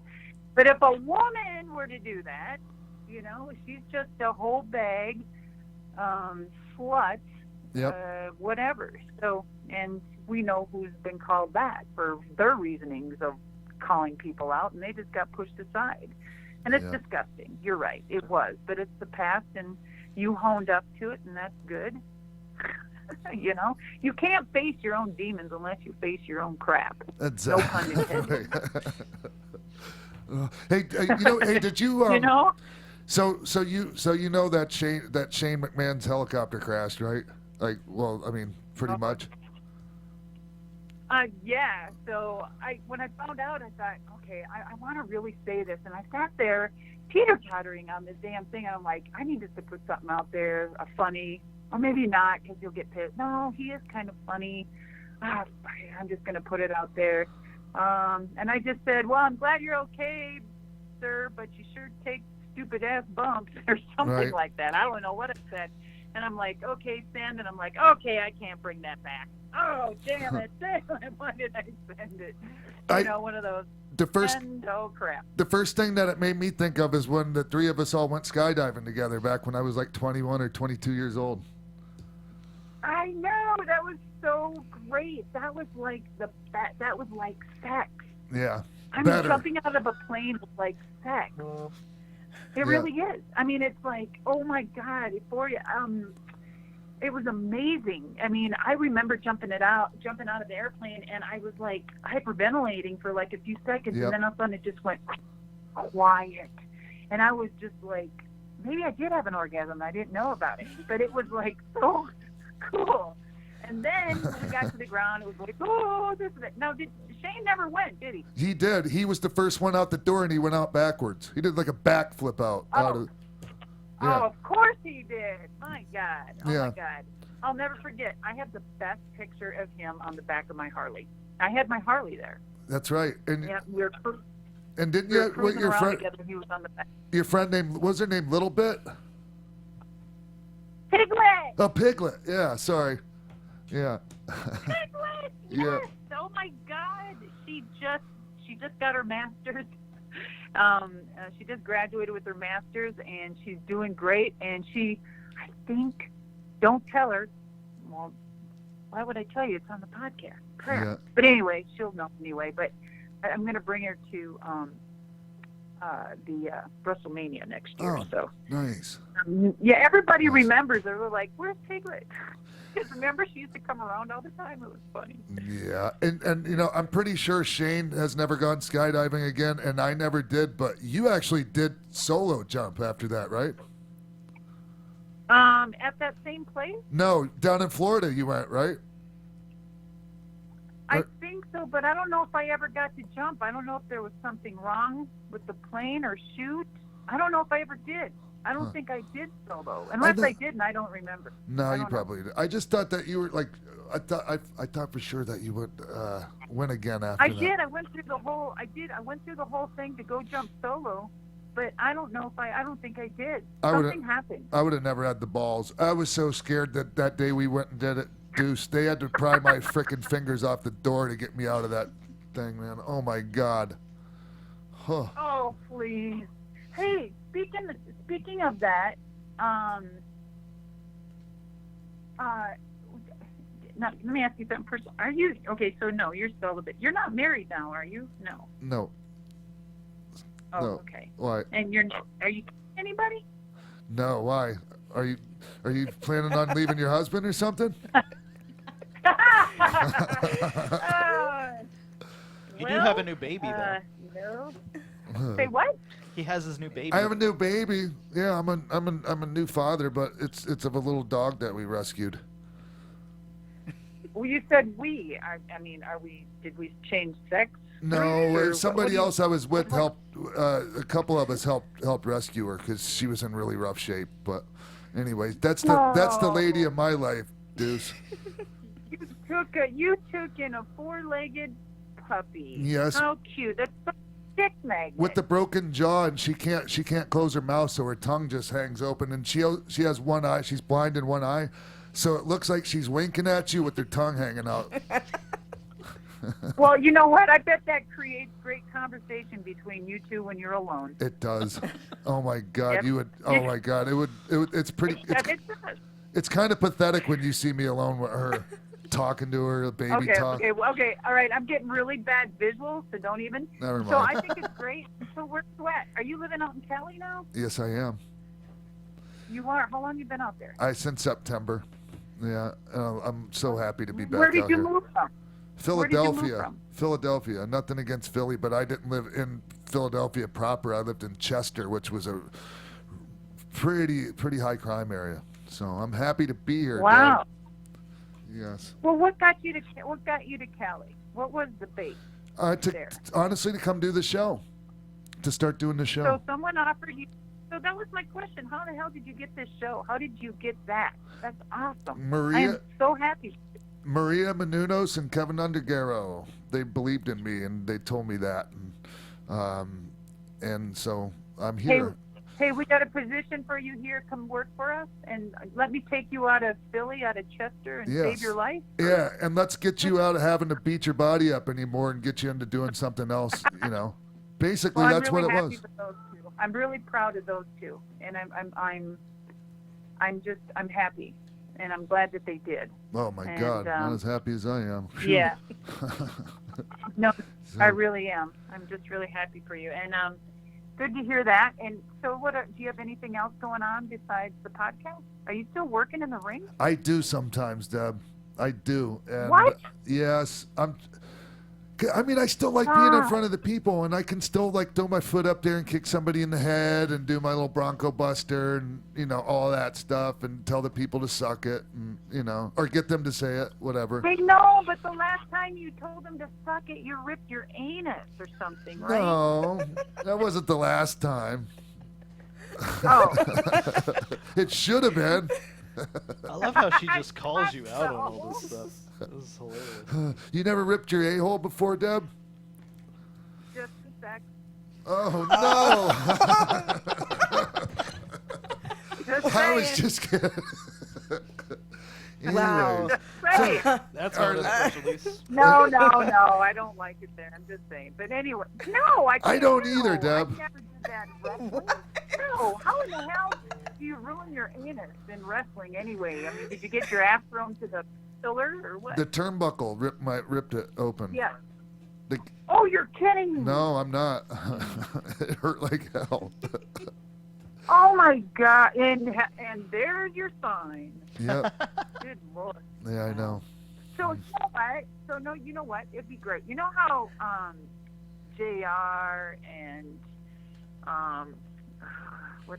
Bruce Pritchard, and I love Bruce, and a bunch of them are all getting together and collaborating. And once in a while, they do the little sit down. They do their sit comedy, gimmicks. Sure. Are you thinking about doing that? Yeah, and I've done a couple of things, but I pretty much haven't. I would like to. Just been pretty busy, doing a lot of other You have things to get too. high, watch wrestling. Yeah, but. Do what? Oh, we have this show with a friend of mine. He's a comedian named Ron Funches, and it's called Get High and Watch Wrestling. And we take a bunch of funny wrestling clips, and anyways, we all all the fans come and we all smoke pot beforehand and get high, and then we watch wrestling and make fun of the clips. We all have a microphone, and like stand-up comedians will join us, and it's fun. We have a good time. Do you like to smoke pot, So Deb? you have you can smoke dope medicinally or what? Or recreationally, yeah, whatever you choose. Whatever you choose. Oh wow! So I don't know. I'm really out of it. So can we smoke pot now legally or what? If you come here, you can. That's for sure. You in California? Yeah. Oh yeah. No, you can't. Yes, you can. You want to bet? I thought it was medicinal. Are you? Is your show a medicinal show or what? Hey, it's all medicinal. It's a medicine to cure the boredom of life. Oh my God. Anyways. Oh my God. So, hey, do you guys want to ask? Do you guys want to ask Deb anything before we take it his own? Tell us about your Full Throttle podcast and what you're doing right now. Ooh, yes. Well, I don't know. Medusa's Full Throttle. So I've been contemplating on doing a podcast for like a year, and I was scared to death. I didn't know what to do. I didn't know how, and I was looking and reading and listening, and I kept putting it off for the longest time, and then just, I just thought, well, I'm going through a transition here, so I'm going to wait. And it was a huge transition. I'm retiring from the monster trucks now, and I thought, well, I definitely want to start a podcast and go into the transition podcast because it takes a while, to build your fans and sponsors and et cetera. So, I thought I need to, there's other women out there and that are successful at it. But, you always think, oh, I want to be different. Or I got to find my niche and I got to do da-da-da-da-da. So I just thought, you got to relax and just be you and call it out. And your personality, no matter what, is going to shine. You know what? And people are going to come to you and listen, and you can't please everybody, just like in the ring. And you're going to have people that like you, you're going to have people that don't. So I've got another one because I have such a strange, very awesome, blessed demographic. With wrestling, you've got people from maybe some little kids, but you've got your soap opera crew that looks at it, and then I call it the men's soap opera. But then over in monster trucks, I've had from 3-year-olds all the way up to 99. So I had a majority of just kids following me for 17 years, and they all are like, gosh, they want to hear my Full Throttle, but as I say, it's adults having adult conversation, having an adult word sometimes. So I came out with Medusa's Half Throttle for kids, and it's for kids, teens, tweens, and right now we're doing the whole Harry Potter, going over each of the movie. Oh, really? Talking about the characters. Yeah, dude, it's so cute. That is so cool. It's so cute. And I have my wand, and we dress up and we talk, my co-host, and we talk about going to Universal Studios and having a winner after all of these, each movie after the 7 weeks of the movies, and picking a winner, flying them out to Orlando or something. And so each Half Throttle is kind of different, and will be. I mean, now the 7 weeks of Harry Potter, but so I just figured there's just, my demographics are so different. It's not just a certain age. Mine is just from 3 to 99. So I had to be clean on my Half Throttle. Yeah. Yeah, and I can tune it in and tune it out when I need to. So I don't ever slip, and if I do, it edits it anyway. But I think the worst I ever get, and I say, shit or something. So sure. That's it. Yes, sir. And so that's where we're at on that. And as far as life, still living in Florida, and how's your knee? How's my feet? Your knee. Oh. Your knee. My feet are great, man. I just had a pedicure. They are. They're very beautiful. Man, these guys, let me tell you about these pterodactyls. They're size 10. No. My knee, dude, yes. So I just had a freaking, dude, I just had a knee replacement. I know. Yeah, it's no joke. it's no freaking joke. And so, what am I? 54. Get out of town.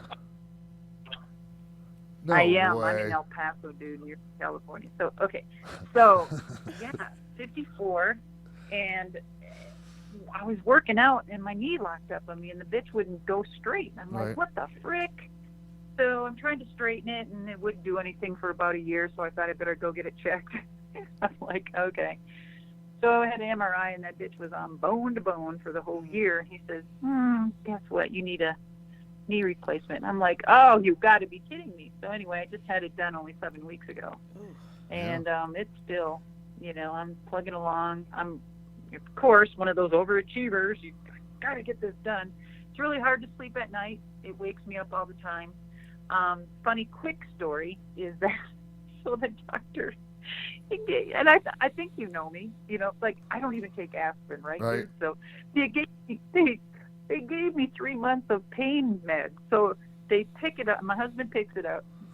And he brings it in this big brown paper bag, and I get home and they're like lined up, and I'm like, what is that? He goes, these are vitamins. You need these. Oh, God. I'm like, I need all those vitamins, and I'm still drugged up, Right. coming home and whatnot. So finally, I come to, and I'm eating these pain meds for about a week, or a week and a half, and I'm telling you, no joke, I can't crap. I couldn't crap for almost 2 weeks, and I was like, I was freaking 8 months pregnant, and I'm like, I gotta crap. I can't be constipated like this. This hurts, So I was so miserable. Yeah, I think y'all been that once or twice. But anyway, so I'm like, that's it. I am not going to be delayed. You're constipated. It looks like I'm 8 months pregnant. So I just said, I'm off these meds. I don't like being delirious. I can't hold a conversation. I don't even know who you are, and blah, blah, blah. So I got off the meds, and I emailed my doctor, and I said, I'm off these things. These things suck. And, da-da-da-da. And he emails me back. He goes, let me know how that goes for you. And that was on a Friday, right? So come Monday, I called yelling at him. My leg hurts. I can't sleep. He goes, it was your choice to go off the meds. And I said, I understand why they're on them now. But I never went back on them. And I refused, never did. But I got a nice little slit down the front of my knee. And, our good friend, Mick Foley, he just had the hip replacement. That's right. Yep. Yeah, he just texted me. He's like, Deuce, I'm getting a knee replacement, man. What do I got to look forward to? And I said, so I'm sitting there texting. I'm like, I sent him this whole freaking diatribe. Boom! And he starts laughing. He's like, yeah, I know about the constipation and all this. So, yeah, I mean, I think once you hit your 50s, you got a lot to look forward to here. Your body starts falling apart. But otherwise, everything else is good. Well, it still looks pretty good on the outside. Do you have any fake body parts besides an anus? No. No, but I've got a little bit of titanium in my neck holding it together. That's about it. You've got a titanium where? Titanium plate holding my spine together in my cervical spine. Why? When did that happen? Oh, I was working with Laurer, and I took a bad bump and broke my neck. So. What? You say it like it's no big thing. It's not now. What? It's not anymore. So you broke your neck? Yeah. You broke your neck back in CW? Yeah, back in WCW, and then, and that's what kind of led me to end up going back to Vince. So, yeah. So let me ask you something. What? No. Look. So how long were you out of WCW after that? I was at home for like about 8 months, 9 months. They paid me. And you were on a contract. Yeah. And you were on a contract. Yeah, right? they paid for my surgery. They paid me 100% of my salary the whole time. Right. And then right before I was just about ready to come back, Eric fired me. And so then I went to WWF, and it was all she wrote. Yeah, DX, that whole thing. Yeah. Oh, that. And then you went back wrestling on a broken neck. That's right. Okay. Yeah.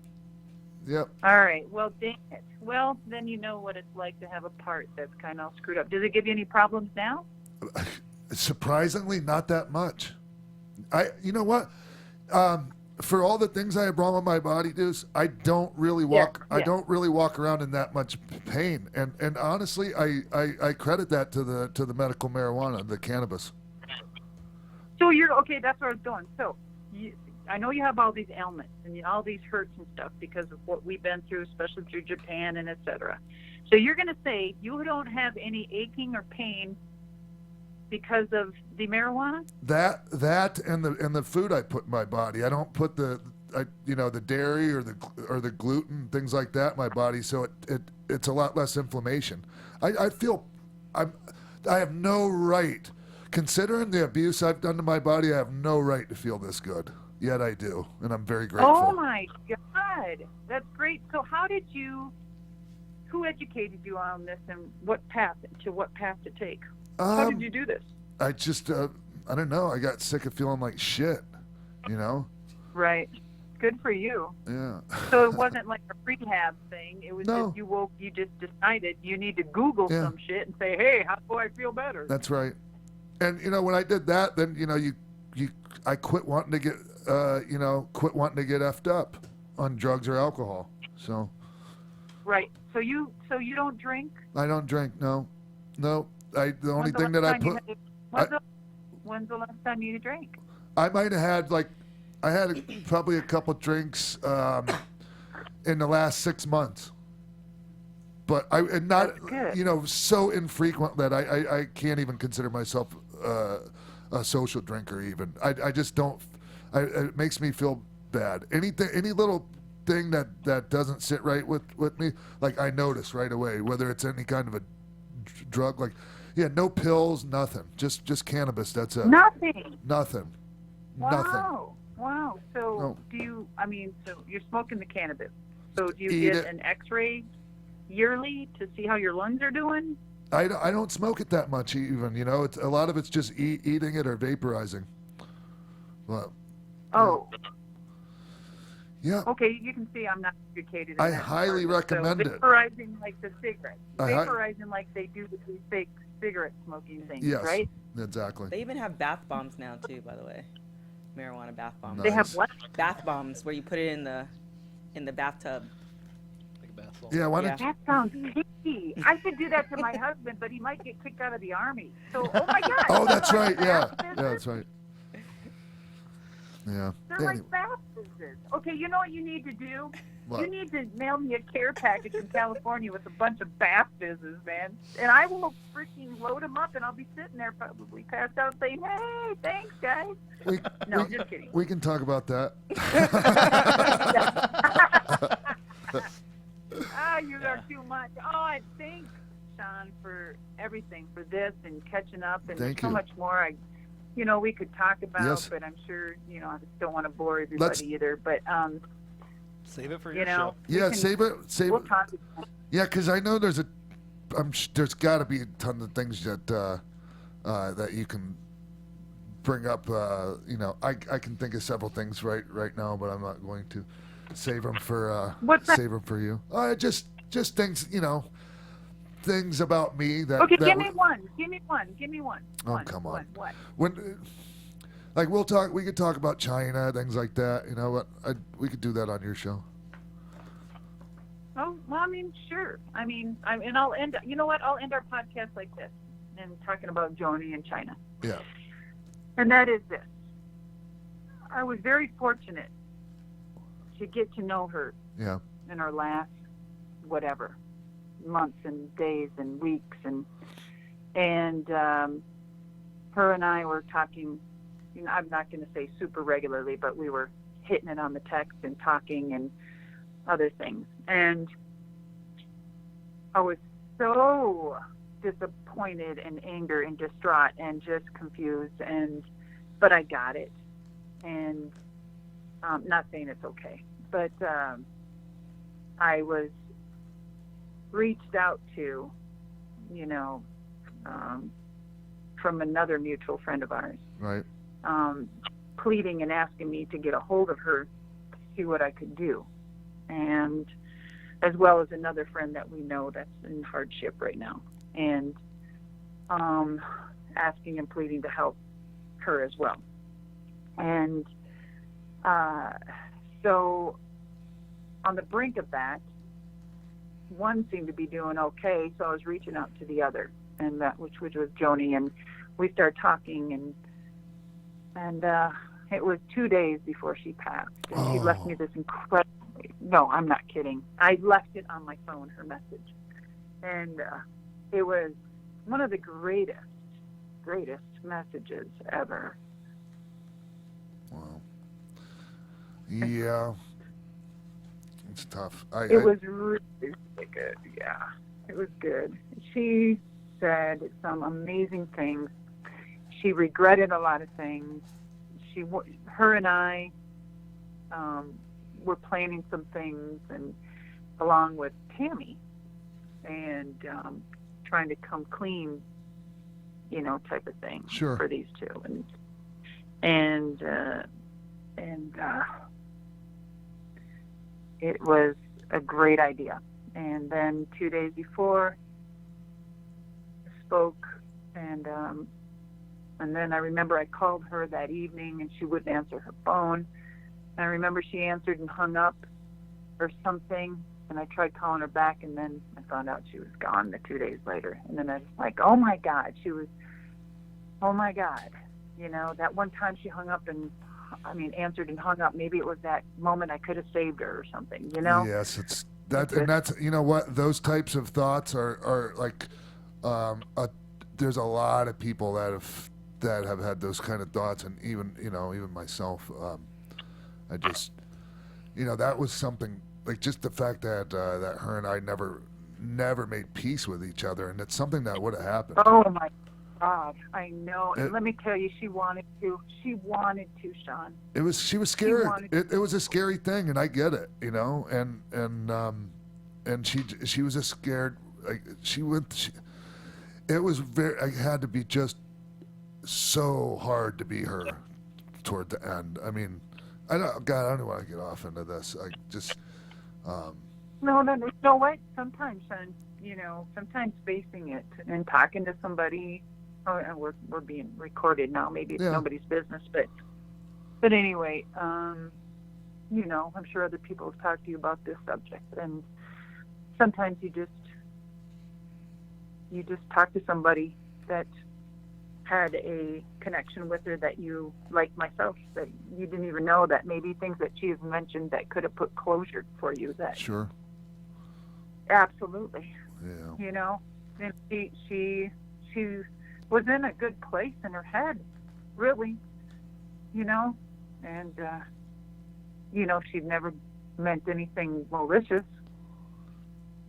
Well, I suppose I better. Well, maybe during your time when you two were together.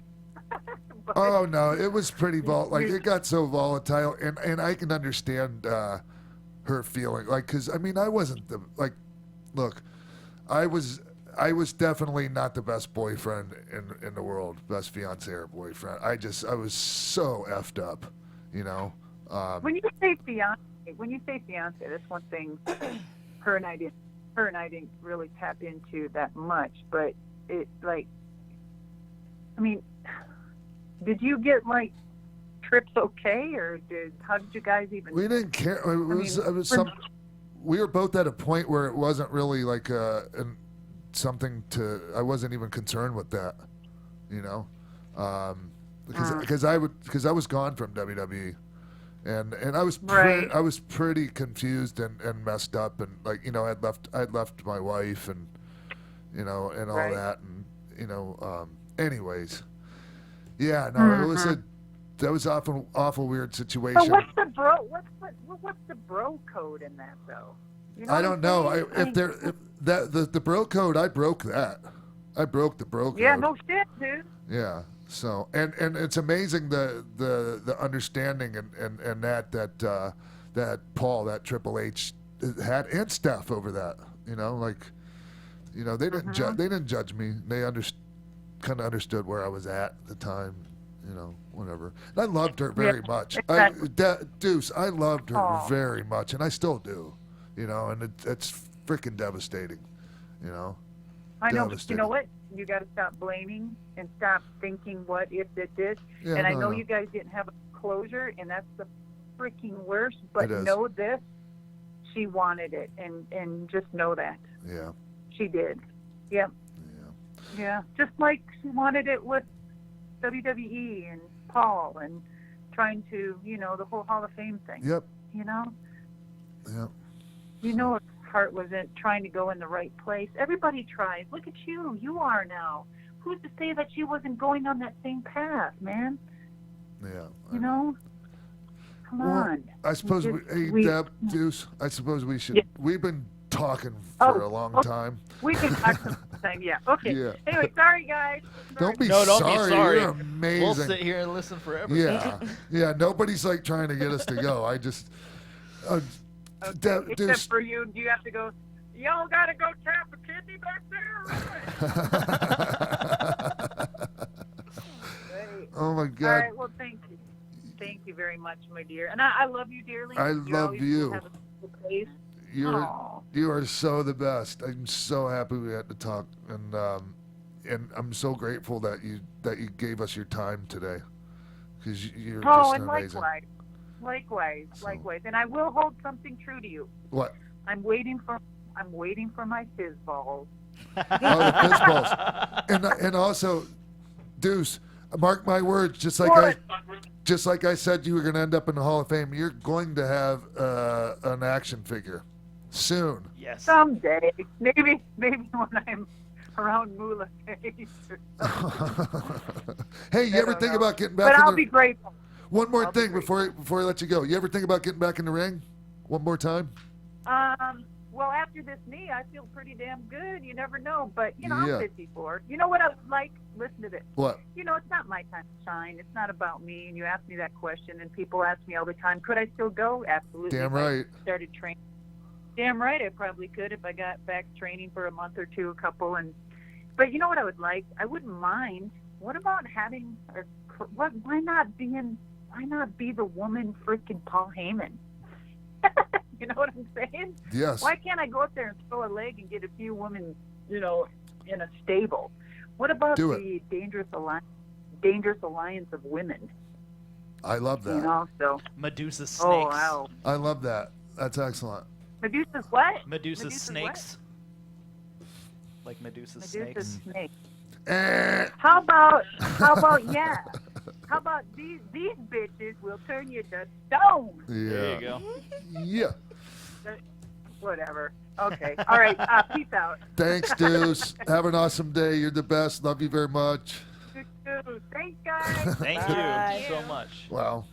Cool. That went a long time, but But it was so worth it. Yes, because she is just so amazing. I love her so much. Yeah, that was great. What do you guys think? Gonna have to listen to you on her podcast. See Yeah. what else you guys get into. Sure. It was awesome. She's amazing. I loved it. Yeah. Well, hey, Mark. Yes, sir. I was going to say, did Mark actually leave? Mark just left it on the mic. He's like, I'm done. I kept getting No, I'm these. prepping the rest of the show, making sure that everything's going and all the pieces are moving in the right direction. That went a while. What about 90 minutes? Yeah.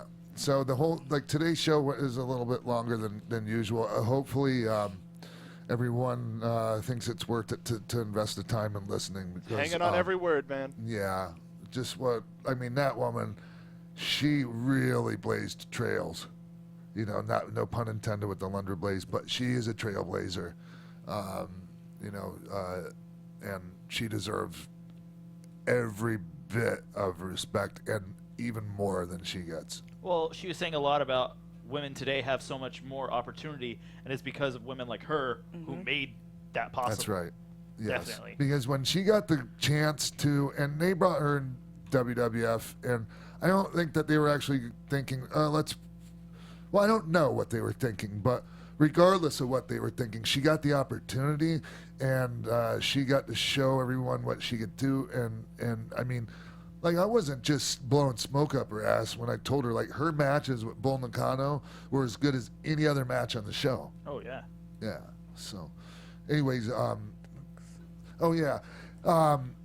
before we go, I just wanted to talk about these books that Paul Lazenby, Paul the Mauler Lazenby, he actually was an MMA fighter, and we did a little bit of wrestling, but he was Stone Cold Steve Austin stunt double on some stuff, and he sent me his books, When We Were Bouncers and When We Were Bouncers 2, and there's like, there's stories from like a lot of different people, whether they're actors, MMA guys, pro wrestlers.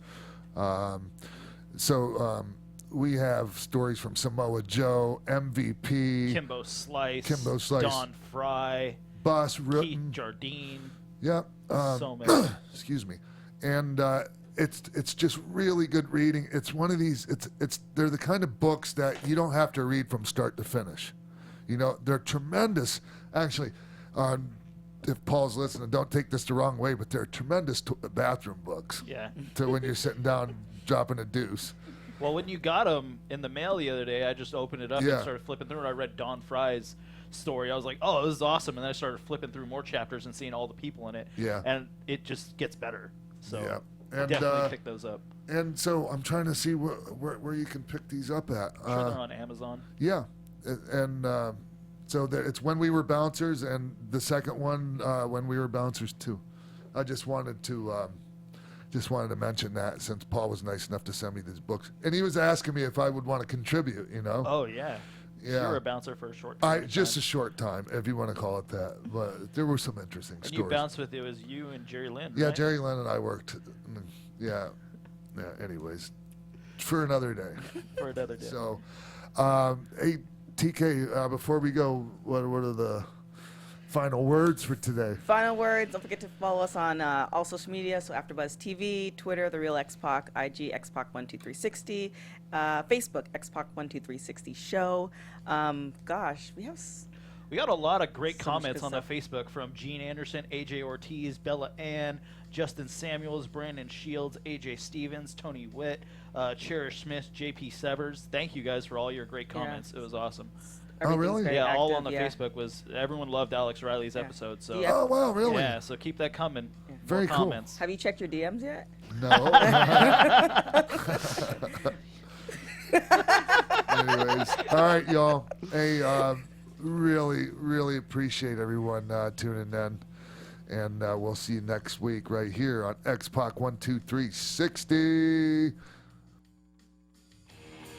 From executive producers Maria Menounos, Keven Undergaro, Phil Svitek, Sean Waltman, producers Jimbo Frank and TK Trinidad, managing producer of AfterBuzz TV Wrestling Mark Donica, and the entire XPac 12360 staff, we would like to thank you for tuning in. Like us on Facebook, rate and comment on iTunes and YouTube. Follow XPac on Twitter at TheRealXPac and email us at xpac12360show@gmail.com. This has been a presentation of the AfterBuzz TV Network. Buzz ya later!